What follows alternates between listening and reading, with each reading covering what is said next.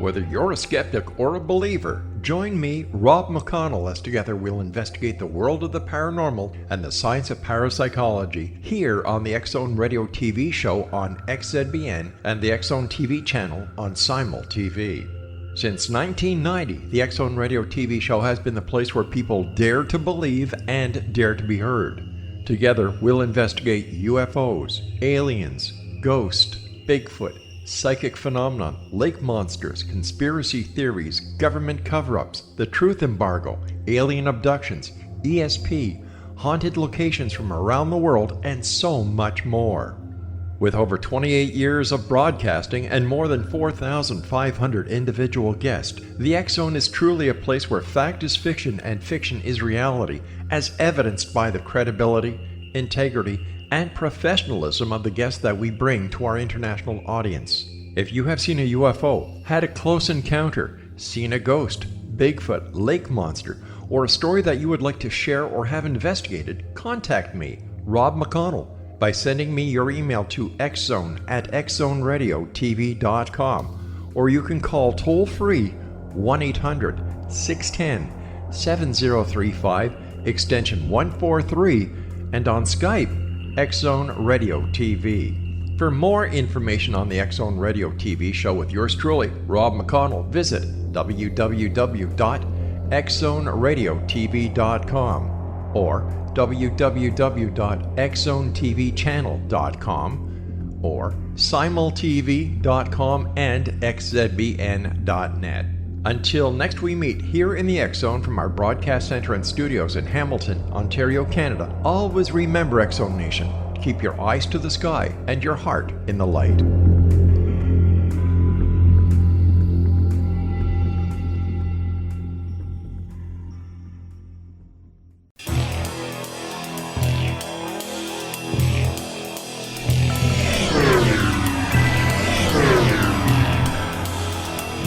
This is A Different Perspective with Kevin Randle. A retired U.S. Lieutenant Colonel, Kevin Randle has been studying UFOs for nearly 50 years. Kevin has investigated some of the most famous UFO cases in the world and has been consulted for dozens of documentaries about UFOs. Considered one of the leading experts into the Roswell UFO crash of 1947, Kevin has written more than 25 books about UFOs, including the recently published Roswell in the 21st Century. Now, here is the host of A Different Perspective, Kevin Randle.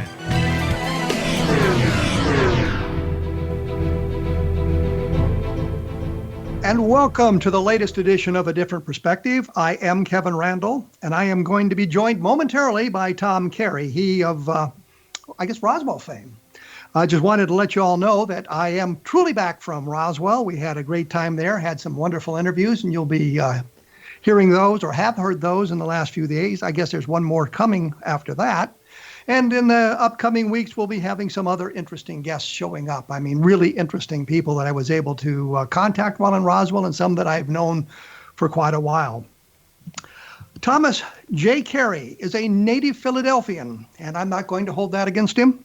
Holds degrees from Temple University, a BS in Business Administration, which kind of surprised me given what I knew about him, and California State University, Sacramento, an MA in Anthropology, and also attended the University of Toronto's Ph.D. program in Anthropology. He is what we called all but dissertation, ADB.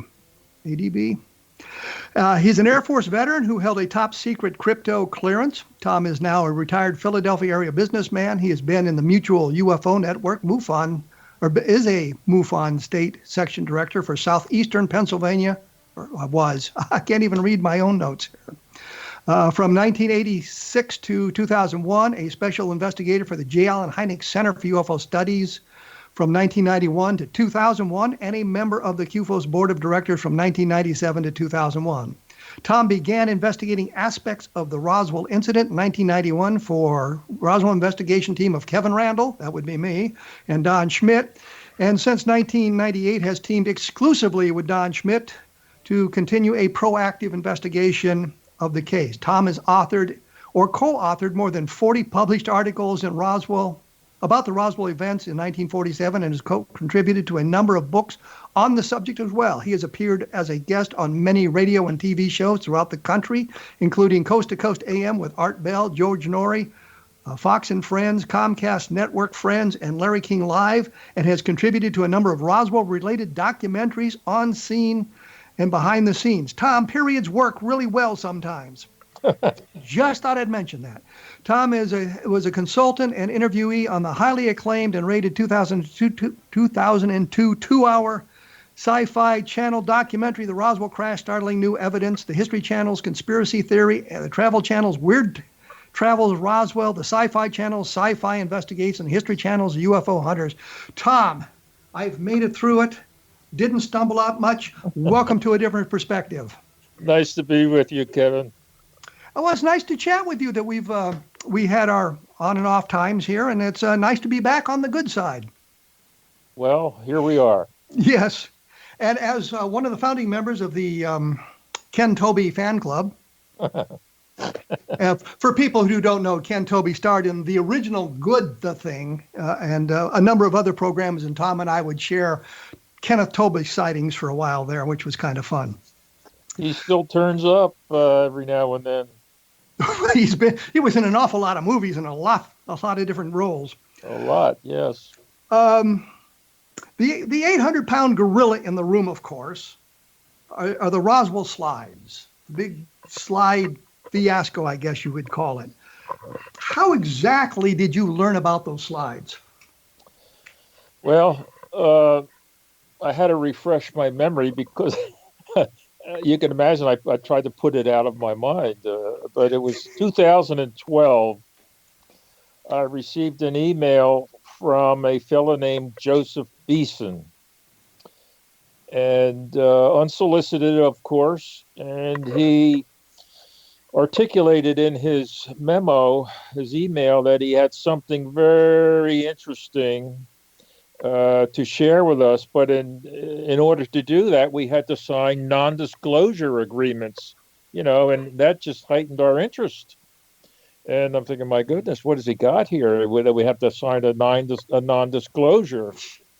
And so we signed a non-disclosure, and he had these two slides. And I sent you a copy of the one that quote unquote did me in.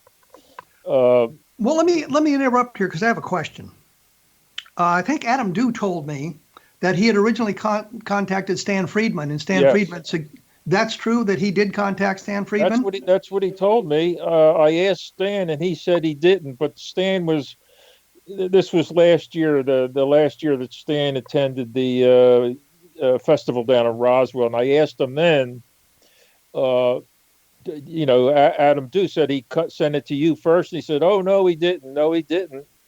Well, at one time, Stan said he did. So, and last year I was having a sort of a disagreement with Stan that Major General, Lieutenant General was higher than Major General, and he didn't believe me. And so I said, oh, my goodness, what's going on here? And well, you can kind of understand that. A lieutenant is outranked by a major, but, of course, we understand that Lieutenant General is 3 stars, Major General is 2, so. Right. And he didn't, he wasn't putting me on either because we were starting to get very intense about it. And I'm thinking, my goodness, I know that Lieutenant General is higher than Major General, but he didn't believe it. But that's what the internet's for, by the way. I'm sorry? That's what the internet is for. Google it. Well, he lives in Canada, so maybe it's different up there. I don't know. I think they still have field marshals up there, but I'm not sure. I don't remember. But anyway, that was the story that Adam told to us, is that he did send it to Stan, and he was not interested. And Stan told Joseph. By this time, we never had aware that there was another fellow involved named Adam Dew. I always call him Adam Don't now, but we were dealing with Joseph Beeson for the first full year. We never knew there was another fellow behind the scenes there, and so he sent it to me, And so, I contacted Don, and we said, we got to sign a non-disclosure. I'm interested what this guy has, because he sounds serious. And so we did, and he sent me these two slide images. I one The one I sent you this morning, you can see that the placard at the foot of this body is blanked out. And I had asked Joseph, well, how come that's blanked out? Where the second slide, it wasn't blanked out. And he says, oh, well, they must have used a flash on that photo. And I said, well, okay, I guess so. And so we were sent two images, and that started the whole ball rolling. We did everything we could for 3 years to do due diligence on the origin of the slides, the whether they had been altered or not, and things like that. And it took 3 years. And I also sent you images of the placards themselves. 3 years we could not break them. We could not. I know myself, off and on for 3 years. I'd wake up and I say, well, I'll give it another try today. Maybe today I'll get lucky with my photo software and break the code. And I never could. I couldn't even get one letter. And you did send them to, or send the copy, image of the placard to David Rudiak. Among others, yes. And when David said that he couldn't decipher one letter either, Kevin, that was important to me, because David did the yeoman's work on the Ramey memo, and he's a doctor of optometry, et cetera, and he did the yeoman's work on the Ramey memo, and he could not decipher one letter, as neither could I. And we had a copy sent to. Now here's where it gets sort of fuzzy. Adam Deuce said he sent a copy to Adobe. The Adobe Yes. reader, and it turned out to be a buddy of his at Adobe. So I'm going, oh, but we didn't know this until afterwards. And then we had another copy sent to Neil Morris over in the UK, who apparently Neil Morris. Huh? Isn't it Neil Morris? Morris, yeah, Neil Morris, as in Philip Morris cigarettes, and he couldn't get anywhere. And Don Schmitt had a officer in the U.S. Army who worked in the photo interpretation unit, and they couldn't get anything with it. Well, let me interrupt you here because we're coming up against our break, so I'm going to have to do something else for just a moment. I'll have more information about this at www.kevinrandle.blogspot.com. Tom's website is roswellinvestigator.com, and there's all kinds of information there as well. And I looked at the whole Roswell slides thing in the book Roswell in the 21st Century, including the things that Tony Bagaglia had deciphered and all that kind of information, to give you a real good background of the whole thing if you're interested in following it that far. So anyway, we will be back with Tom Carey. We'll talk about the Roswell slides and what's coming up in the Roswell investigation and what the best evidence for the crash might be. We will be back right after this.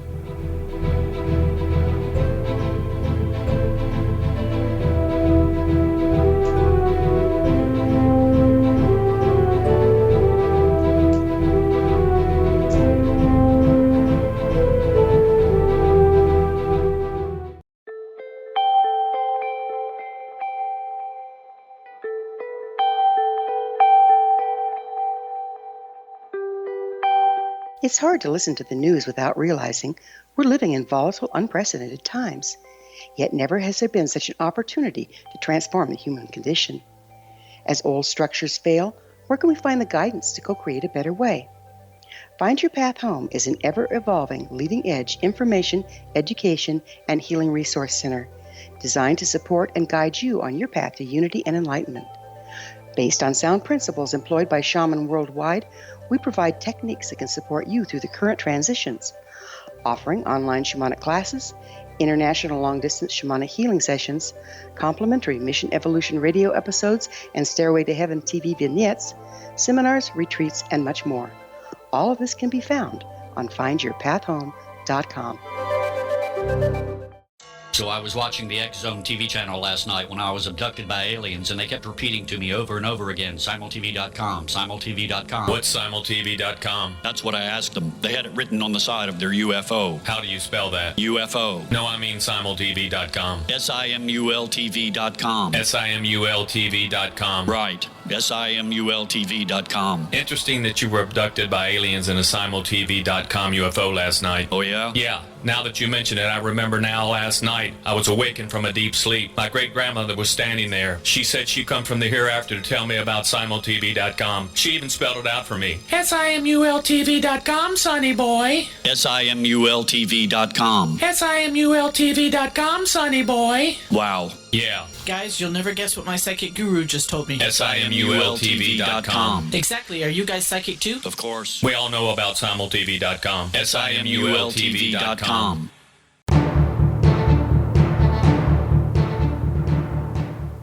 I am joined by Tom Carey. We're talking about the Roswell slides. I almost said Tim Carey, and the reason I almost said Tim Carey is because I served in Iraq with Tim Carey. So there you go. What a coincidence, I guess. When we went away, we had just gotten to the point where Don had submitted a copy of the slides to a photo interpretation unit. And what were they able to discern? They were able to discern nothing. That they couldn't read it. And did they give it much of an effort? Because I can't think of a photo interpretation unit. Their mission really wouldn't be trying to read a placard. Well, Kevin, I was just one cog in this. I'm in Pennsylvania. Don's up in Wisconsin. Joseph Beeson's in California. Adam Dew's in Indiana, and Jaime Muson's down in Mexico City.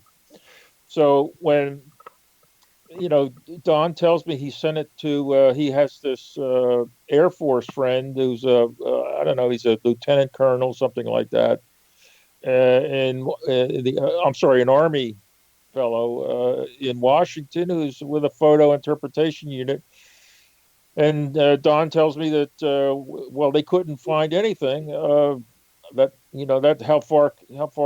Much farther can I go with it, Oh, I'm not criticizing. I'm merely suggesting that given my knowledge of this sort of activity, that really isn't in their bailiwick to do that kind of thing. I don't know that, but that's what I have to rely on someone else for that.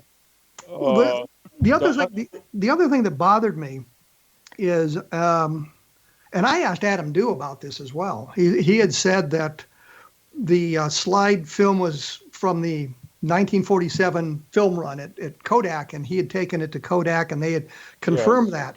And I had mentioned there's coating on the sides of the film that gives you that away. And I knew that the coating he was talking about was from movie film, not slide film. There's a different coating system for slide film. But I said, you didn't take them both out of the mounts, did you? And he said, no, only one. And when that one slide appeared on the internet with the frames visible, I mean, there was no coating on it. So it was clear that he was misrepresenting that as well. He said, yes, the coating says it was from 1947. It turns out that was not true. So. Well, my understanding, because, I'm not a photographic expert, my understanding was it could have been from 1927, 47, or 67. That was the coating. That was the coatings on movie footage, movie film. Because we went through this with the Alien Autopsy when that came out, and we were trying to figure out when the film had been made, and the coating. So we did a great deal of research into the coating of that. So. They took it to the historian for Kodak up in Buffalo, I guess it was, or up in upstate New York somewhere. I think it was Buffalo. I'm not sure. His name was Shane Brook, Rochester, isn't it? Kodak, wasn't Kodak in Oh, Rochester? Rochester. I'm sorry. Not a problem. So, and he, according to Adam, he authenticated that the image was on stock that was manufactured in 1947, to cut to the chase, and that it had not been altered or manipulated. This is the image on the stock. Well, Don and I never actually were in possession of the stock itself. We were only in possession of the images that Joseph Beeson and Adam Dew sent to us. So the only time we actually held the stock in our hands is that we met in Chicago. Myself, Don, Adam Dew, and Joseph and Jaime Musan we met in Chicago for one day. And we wanted to see the slides, and so we actually, you hold it up to the light. Oh, yep, there's a body on there, and that's as close as we ever got to the actual slides themselves. Everything that we looked at in detail was in the scan. So, what took place between the actual slide and the scan, at the time, we thought, well, no, this is an accurate representation because we could see that the two slides had bodies on them. And so that's what happened there. And so we all agreed that the key to identifying these slides was what was written on that placard. And like I said, one of them was blanked out, and we figured, and it was told to me, oh, well, they probably used a flash bulb on that. Oh, okay. And the other one, we didn't know at the time, had been manipulated. And I learned this from Anthony Bergalia, that the image was made cursive, script, and they made it so you couldn't decipher it.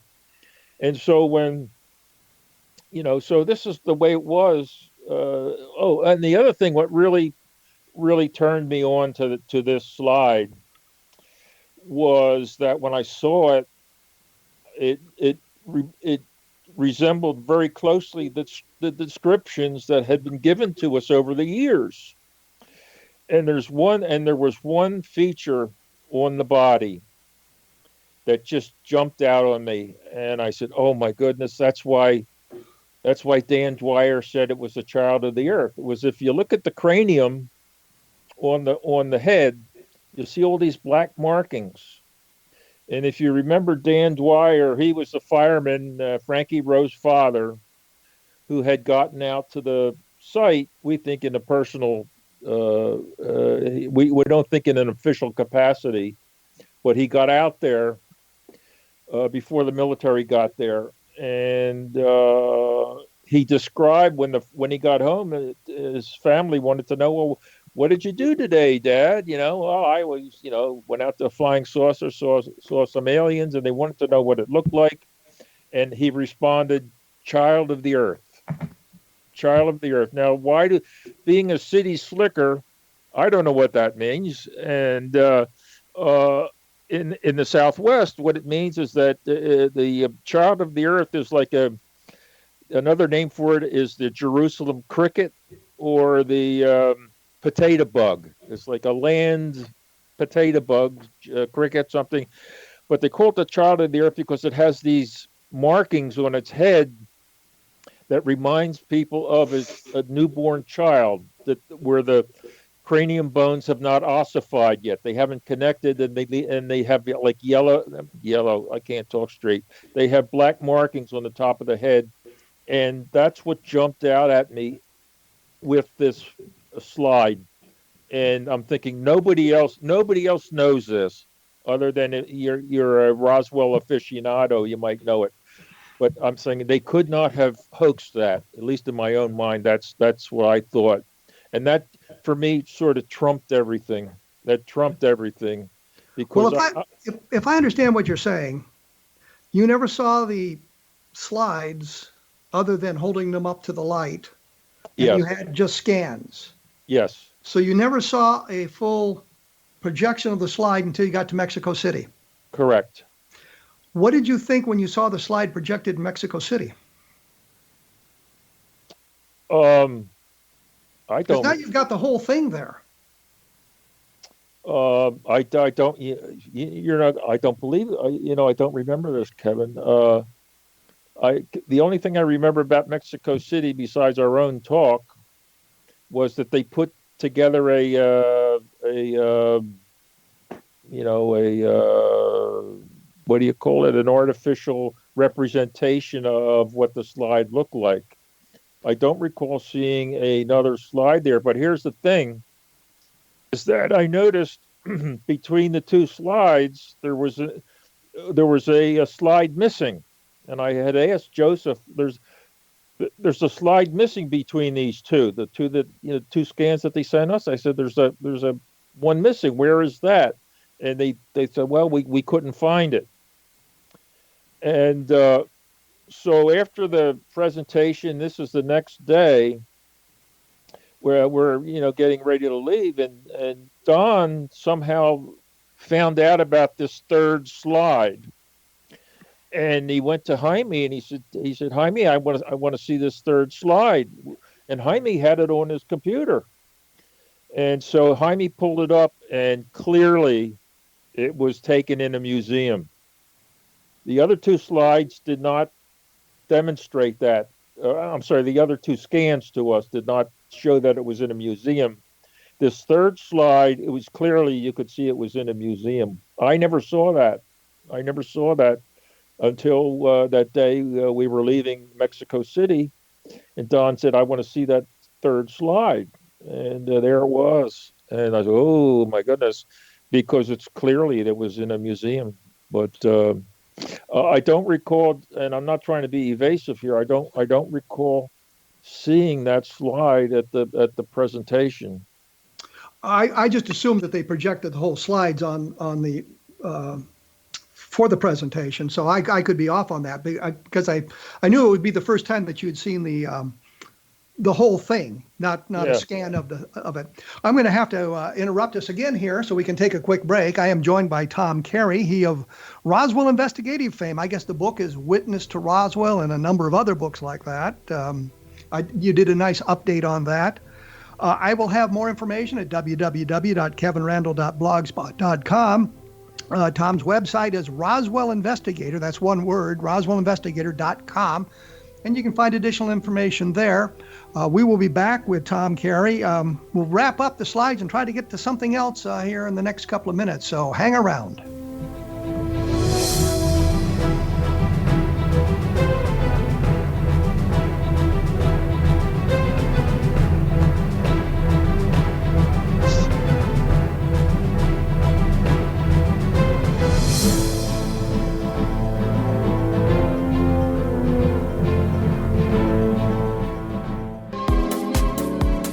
How would your life change if you could develop the business and personal skills that you need in order to make more money? Do you want to learn how to achieve your big life goals faster? Then go to findhiddenmoney.com and get the Goal for It online course. The course teaches you how you can set and achieve your biggest goals while completely overcoming the roadblocks to your goals so that you can realize your dreams and imagine more success. Go to findhiddenmoney.com. Memorable dynamic presentations are a not-so-secret weapon in the business world. Do you have a powerful message that must be shared, but you haven't found a way to deliver that message? Do you want to be known as a top public speaker who gets amazing results? Are you ready to create and deliver your powerful message? Thomas Hides can help you create and deliver your speech to get the results you desire. Visit iconquality.com. Did you expect your business to flourish, but instead it plateaued or didn't get off the ground yet? Would you like to achieve massive goals and discover new sources of income within your business? When you're ready to experience that type of success with fast results, Cindy Hendricks is the business coach for you. Her work with entrepreneurs and business owners has been life-changing. To get you and your business where you want to be, go to imaginemoresuccess.com. Has the fear of public speaking stalled your business or personal life? What would you give to develop and maintain supreme confidence? Have an invaluable private program to always perform at your best. Imagine how you would feel. You can have all that and so much more today with Thomas Hyde's life-changing course called Number One Fear Unleashed. Visit numberonefear.com and be liberated from your fear of public speaking.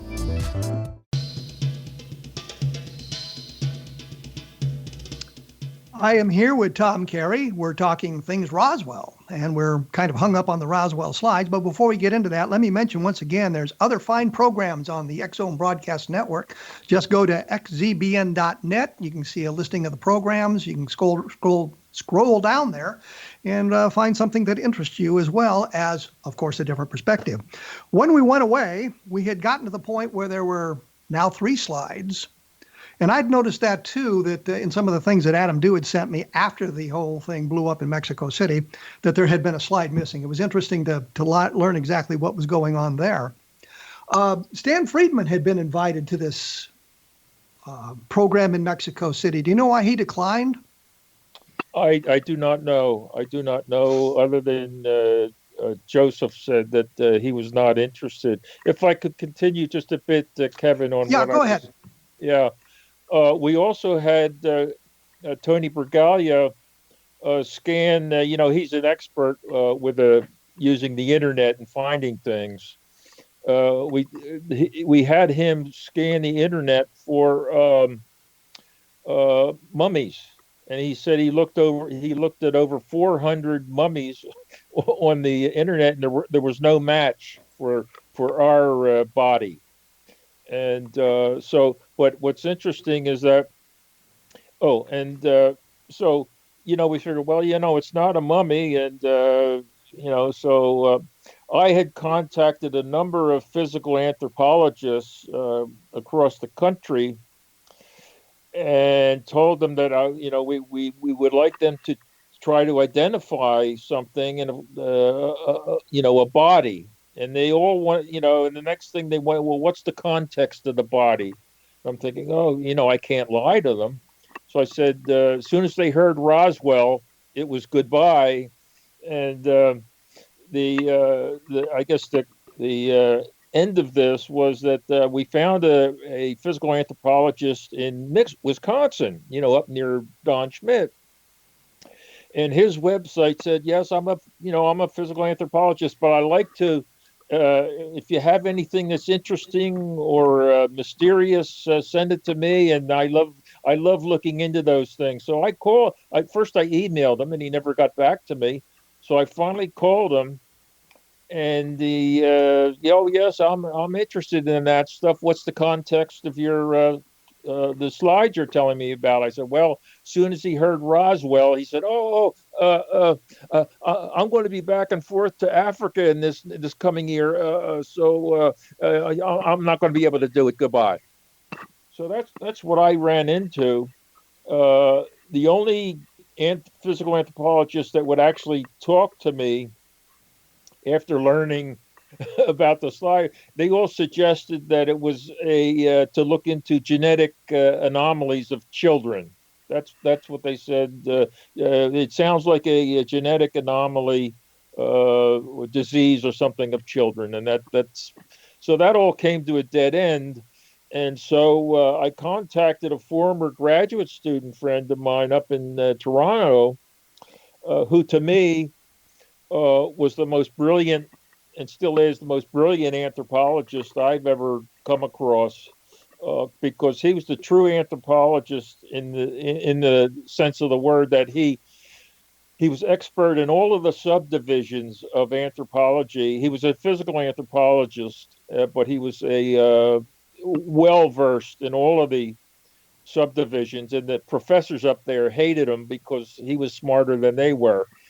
So I got him I sent him a copy of the slides, and he did a thorough investigation of them as best he could, with, the slide itself, as you can see, is not of high quality sharpness, and it appears to have been dissected, autopsied to some degree. So that was so up to 2015, that's where we were. We had all this information, and I'm sort of hung up on that this child of the earth thing, that I felt that no civilian, no somebody who's not really well versed in Roswell would know about the child of the earth other than us, and that sort of dominated my thinking.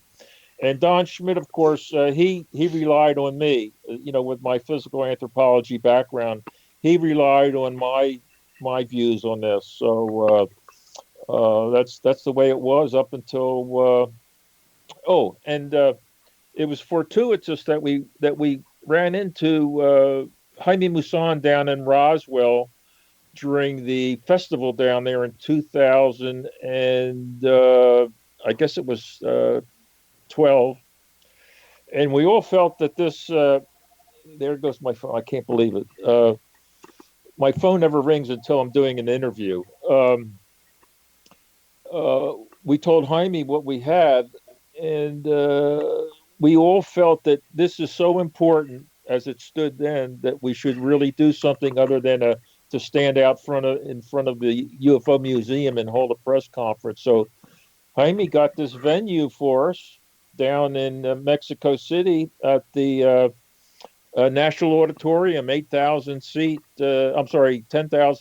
National Auditorium for us. We filled 8,000, 7,500, 8,000, and we felt it was that important. And, well, let's move on. You've had the presentation in Mexico City. Yes. It's 2 days later. I think it was Richard Dolan who put a high quality scan up on the internet. I was stunned. A number of people grabbed that immediately, and within 48 hours they had read the placard. I was stunned. I was in disbelief for about a week. And the placard said, it's a mummy. It's a child two-year-old boy, a mummy, 2-year-old that had been discovered in 1897 and been in a museum in, I guess, the Mesa Verde. It was. I thought it was 1936, but I could be wrong on that. It was discovered at the near the what do they call it, the Montezuma, some museum in New Mexico or Arizona. Montezuma Castle, I guess. I think that's where it ended up. It really is irrelevant. I mean, clearly it's a mummy. The placard says it's a mummy. The evidence proves it's a mummy. They've got even pictures of it being excavated. Yes.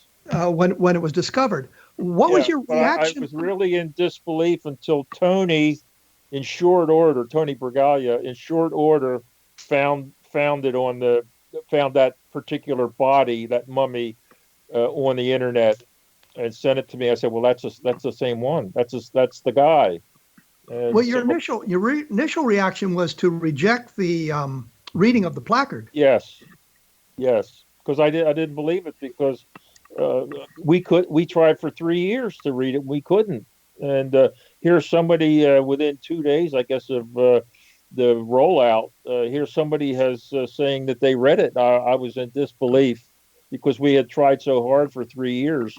But when Tony sent me that image of the mummy itself before it was put in a museum, I said, well, there's no, that's the same body. So that was the convincer for me. So you now accept that the image is on the slides. Yes. Did you ever find out what Beeson's and Dew's motivation was for perpetrating this hoax? Yeah, we're speculating, Kevin, that Beeson,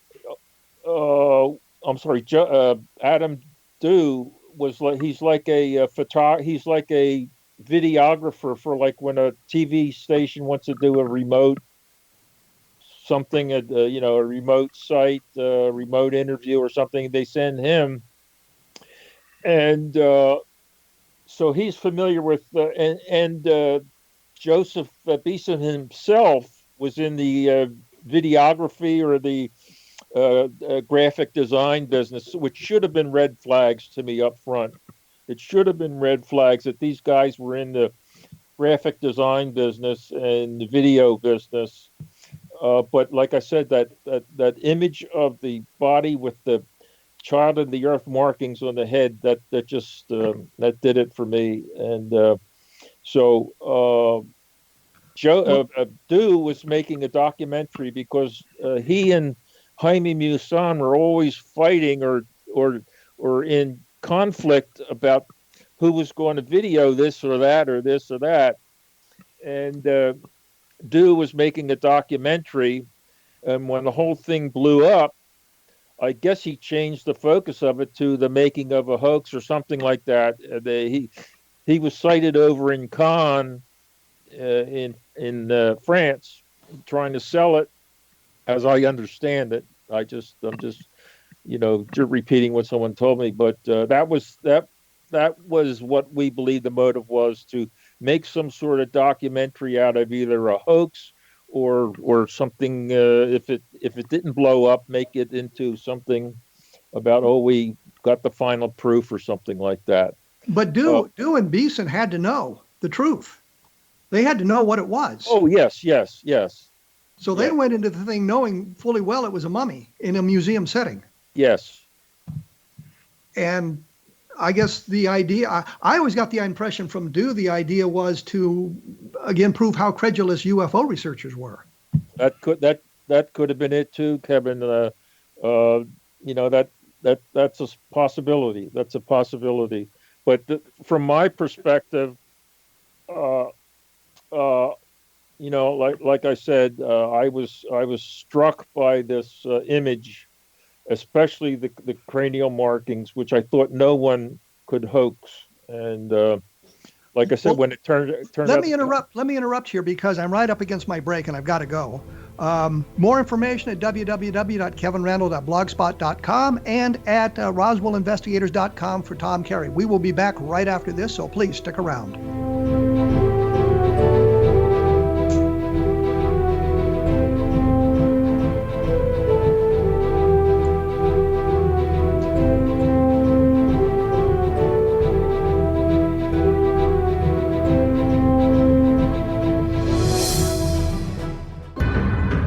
If you are looking for a safe, zero-calorie natural option to the harmful artificial sweeteners on the market today, Just Like Sugar is what you're looking for. Just Like Sugar is a wonderful natural alternative for those health-conscious people who choose a calorie-restricted diet with a great, pure, sweet flavor that tastes just like sugar. Just Like Sugar is a great natural option for people suffering from diabetes and may be useful in restricted diet programs where standard sugars are not allowed and does not cause a laxative effect of some other sweeteners. Just Like Sugar comprises a perfect blend of chicory root fiber, natural calcium, natural vitamin C, and Just Like Sugar's sweetness comes from the natural flavors from the peel of the orange. Just Like Sugar is a natural alternative to harmful artificial sweeteners and will change the way that you believe all natural sweetener products taste. Just Like Sugar is available at your local Whole Foods markets, Wild Oats markets, Henry's, Sun Harvest, and many other fine natural food stores in the U.S., Canada, and worldwide. They are here, and they've been here for thousands of years, making their presence known in the shadows. They might be seen by a lonely motorist on a deserted road late at night, or by a frightened and confused husband in the bedroom he is sharing with his wife. But who are they? What do they want? Why are they here? Perhaps most concerning, has the government been aware of their presence all along? The new book by Ellie Marzulli, UFO Disclosure, the 70-year cover-up exposed, delves into the world of UFOs. Can full disclosure be soon? Order now and receive a free hour and 37-minute DVD on the UFO phenomenon. UFOs are real. Get both the book and the DVD, a $40 value, for only $19.99. To order your book and DVD today, go to lamarzulli.net. That's LAMARZULLI.net.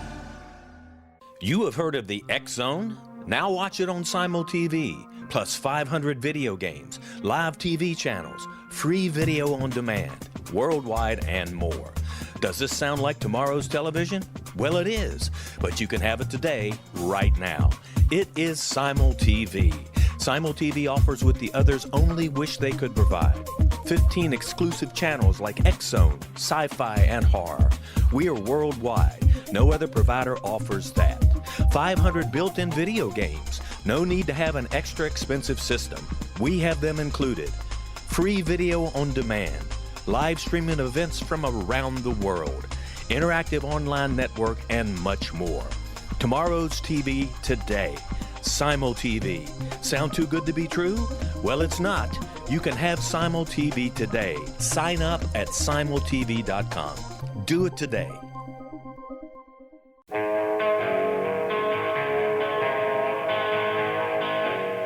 I am still here, and I am still with Tom Carey. I had not planned for this program to be taken up with the Roswell slides, which is, I guess, not a name that Tom and Don ever subscribed to, but it describes perfectly what we're talking about. Unfortunately, we've gotten to that point. I had some additional questions about the Roswell case for Tom, but I guess we'll not get to them today. Maybe we can go through them another time. I was going to say that. We'll get you back on the program to do it at another time. Without the slides. Yeah, without the slides, exactly. So you were stunned by the revelation, and I know that your first reaction and the first statement you put out was a little bit hostile. I'm sure you'll admit to that. Yeah, I couldn't believe it. I couldn't believe it because we had tried so hard to... and I personally had tried for 3 years myself, and it was just impossible. Well, as a physical anthropologist, I mean, you must have examined mummies in the past or been familiar with that sort of thing. I mean, didn't some of that... To me, didn't look like a mummy because, you know, the mummy was like one of the images I sent you this morning. You know, they look all dusty, and you know what I mean? The mummies are really... they're desiccated and they're dusty but this one looked almost to me as if it had been alive not too long before the picture was taken. It just didn't look like a mummy to me. Well, I know you've been in the desert Southwest, and I don't know how far west you've gone on Interstate 10, but you see these signs for the thing. What is the thing? The thing coming up, you know. I finally took the turn and went to look at the thing, and it turned out to be the mummy of a Spanish conquistador.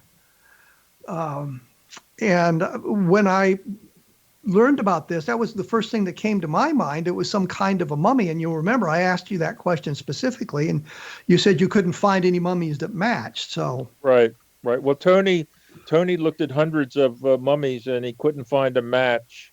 But to me, that the body did not look like it wasn't desiccated. It looked like it had been autopsied to me. You know, compared to other mummies that I had seen, the mummies, you know, that I had seen had been like Egyptian, and they're all desiccated and dried out, and you know, and it didn't look like anything like those. Would you suggest or agree that you might have been a little bit caught up in a will to believe? That kind of colored your thinking a little bit? I don't know if it's a will to believe, but the markings on the head just blew me away. That no one could hoax that, and that was my belief, was that nobody who wasn't an expert who had worked so hard on Roswell like we have and you would know that. What Dan Dwyer said to his family, that it was a child of the earth. And I'll confirm that. I mean, I talked to Frankie Rowaney a number of times, and I think I might be the first one she told about the child of the earth. And I always got the impression it was more the colorization of the being as opposed to the physicality of it. Well, she explained to me what because I didn't know what it meant. You know, one of the times we met her down there, I said, "What do you mean? What is it? What do you mean by child of the earth?" And she said, "The markings on the head, like the bones of a newborn that haven't ossified yet. You know, they have marks up there." And she said that's why they call it the child of the earth. And I'll say freely, Helen Cahill, who was Frankie Rowe's sister, a married sister who was not in Roswell at the time this event took place. She was already married and living in California, I think, but she had talked to her father Dan Dwyer a number of times and got the same sort of thing about the child of the earth. So it's not something that Frankie Rowe kind of came up with. The information was communicated from the father. So, there was that. The other thing is we had looked for information, documentation. The Roswell Fire Department had gone out to the site. Right. And there was no documentation on it, although they did make runs outside the city limits. But Carl Flock had talked to one of the firefighters, J.C. Smith, I think it was. And J.C. Smith is, we didn't go out there, it didn't happen, blah, blah, blah. And I got the same information from him until I asked one additional question, which was, did you know Dan Dwyer? And he says, oh, yeah, Dan went out there. He went out there in his personal car. He said a colonel came from the base, and it's always a colonel, it's never a major, never a lieutenant, it's always a colonel. Came out from the base and says, you guys don't need to go out there. So Dan Dwyer drove out in his personal car, and that was how he ended up at the site. So, of course, there was no record in the fire department of it because it was not an official run. It had nothing to do with the fire department. Right. Well, yeah, I've heard those stories. In fact, I interviewed them, the person you're talking about as well, and he told me that they went out in the tanker, which is like a pickup truck with a water tank in the back. That was the first thing I heard was, they didn't use the regular fire engine; they took the tanker. And Frankie Rowe, I think, she said, no, they went out in a regular, the fire engine. And then someone else told us that, no, they didn't go out in an official capacity. They went out he went out on his own. And so we had those three stories. So my conclusion was, well, he got out there. I don't know how he got out there, whether it was official or unofficial, but he got out there. Well, had it been official, it would have been logged. So we can rule that out, but he did in fact get out there. That's clear from what Frankie Rowe and others said. Yeah. He did go out there. So that was what was important to me. It was because one of the, I think it was Smith told me, or was it? I interviewed one of the sons of the fire chief. I also, and I think maybe he told me that, oh no, they went out in a tanker. So I had those three things going around, and I said, well, I don't know which it is. But the fact is, he got out there, and he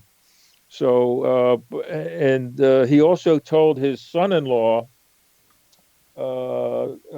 Dan Dwyer told his son-in-law the same story, and we interviewed him as well.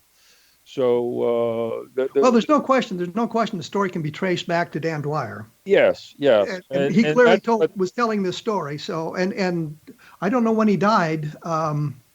Which is like 1959. In which case, if he's telling this story in 1959 or prior to 1959, clearly he hasn't picked it up from the Roswell Incident or any of the other stuff that came out after Jesse Marcel talked about it. So, so you spent a week rejecting the idea that the slides showed a mummy. Yeah, because of my disbelief that anybody could decipher the placard, because we had tried for 3 years and had others look at it too, and no one, and most notably David Rudiak, and nobody could come up with anything. Well, so my mind was, you can't decipher it, and there it was. It turned out to be, it wasn't cursive print, it was block print, and that also colored my impression that, well, we know it was cursive because that's what it looked like in the image that we had. So I did not accept that was accurate until Tony Bergalia, he got the actual image of the mummy for me. He got right to it, and I said, well, that's a mummy, and that's the guy we got on the slab. So at that point I said, this is a mummy. Yeah, so it's all over but the shouting. Yes. So you accept it's a mummy? Yes. Okay. Well, never really asked you that question before, so I just thought I would. There's no doubt that's what from the. I think the guy's name was SL. What was it? What was his name? SL something or other from San Francisco. He was an amateur anthropologist or archaeologist, something like that. Yeah, and he loaned it to I guess the Montezuma Castle or something like that. I don't know, but that's what it was. And we should point out here that the remains have been returned to the proper tribes. Yes, okay. It's no longer on display. Yeah, Tony will be glad to hear that.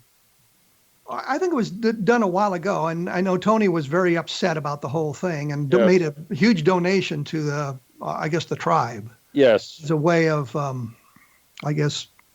atoning for the mistake. Tom, I wasn't up to a donation, but I accepted the ultimate conclusion. I really wanted to talk a little bit about Glenn Dennis, talk about the best evidence for the Roswell crash, and these sorts of things, but we're out of time. I'll be happy to talk to you about those whenever and not mention the slides again ever, right? Well, thank you much, Tom. Is there a book you'd like to mention or a product you'd like to mention here? Yes, the current book came out in April or May. It's called UFO Secrets Inside the Real Area 51, UFO Secrets at Wright-Patterson, Eyewitness Accounts from Inside the Real Area 51. It's about Wright-Patterson and all the UFO secrets that they had. And that book is out now. It went to number 2 on Amazon's UFO books, in the world on sale. Well, thank you, Tom. Gotta go. I'm done. I'm out of time. Thank you very much. There'll be more information, somewhat, or some links to look at www.kevinrandle.blogspot.com. And as I say, in Roswell in the 21st century, I took a long look at the whole history of the Roswell slides and how all of this thing developed over those number of years that Tom had talked about and the information that came through that. And once again, there are other fine programs on the X-Zone Broadcast Network, the XZBN, X-Zone Broadcast Network, xzbn.net. Take a look at that, and I'm sure you'll find something that they'll trip your trigger. I will be back in a week with more information on a different perspective, so thanks for listening.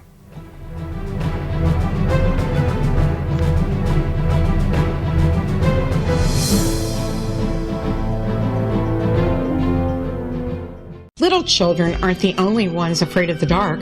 Millions of soldiers return from war zones with PTSD, anger, frustration, fear, and loneliness, much of which surfaces during the darkness of the night.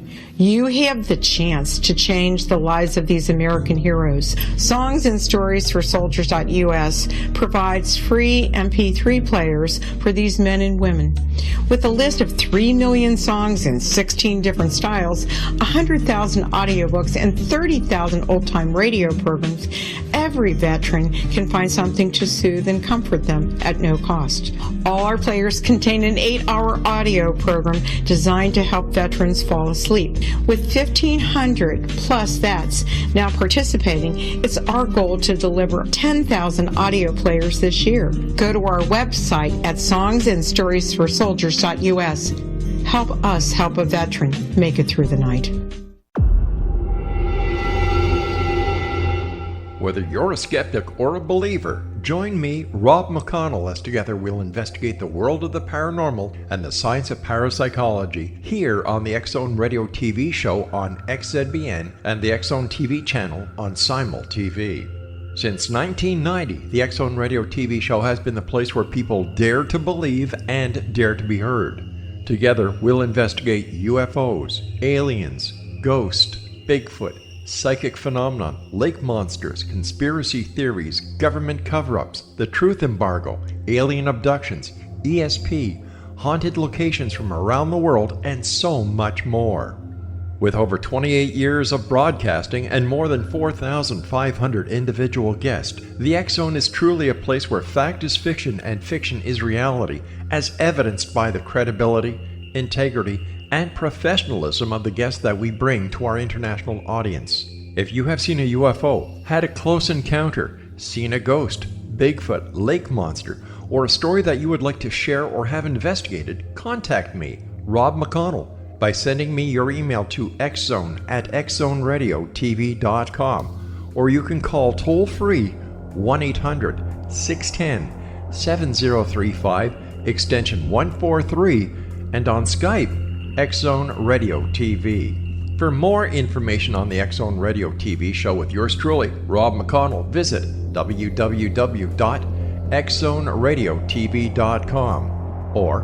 www.xzonetvchannel.com or simultv.com and xzbn.net. Until next we meet here in the X-Zone from our broadcast center and studios in Hamilton, Ontario, Canada, always remember, X-Zone Nation, keep your eyes to the sky and your heart in the light.